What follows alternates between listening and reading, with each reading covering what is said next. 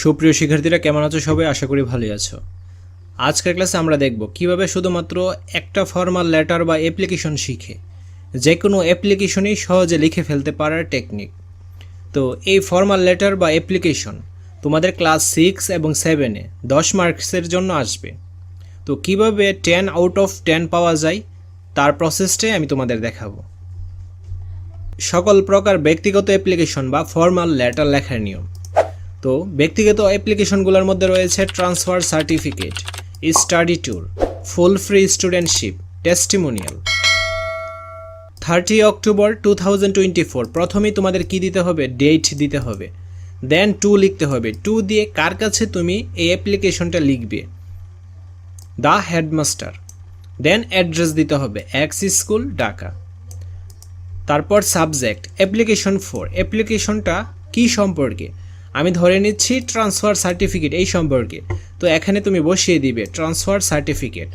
তারপর sir, I big most respectfully two state that I am I student of your school. I stood first in annual examination. I am a regular student. I need, এখানে হবে transfer certificate, অর্থাৎ শূন্যস্থানে কি হবে? Transfer certificate হবে। My study may be hampered if I am not given this opportunity. তারপরে part হলো I therefore pray and hope that you would be kind enough to pass the order to give me transfer certificate, এইখানে হবে। Then your obediently MD Rasel, অর্থাৎ অ্যাপ্লিকেশনে যে নামটা হবে ওই নামটা এখানে দিতে হবে। আর যদি না থাকে সেই ক্ষেত্রে তুমি তোমার নাম অথবা অন্য যে কারো নাম তুমি ইউজ করতে পারবে। তো ব্যক্তিগত অ্যাপ্লিকেশন আসলে তুমি যদি এইটা লিখে দাও তাহলে 10 আউট অফ 6 অর 7 পাবে। তোমাকে 10 আউট অফ 10 পাওয়ার জন্য অবশ্যই স্পেসিফিকভাবে এই অ্যাপ্লিকেশনগুলো শিখতে হবে।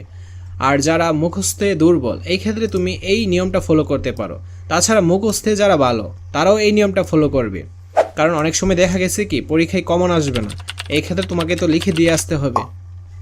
তো আশা করছি বুঝতে পেরেছো। আজকের ক্লাসে আমরা আলোচনা করেছি ব্যক্তিগত অ্যাপ্লিকেশনটা নিয়ে। পরবর্তী ক্লাসে আমরা আলোচনা করব সকল স্থাপনা সংক্রান্ত অ্যাপ্লিকেশন আসলে কিভাবে লিখতে হয় সেইটা নিয়ে।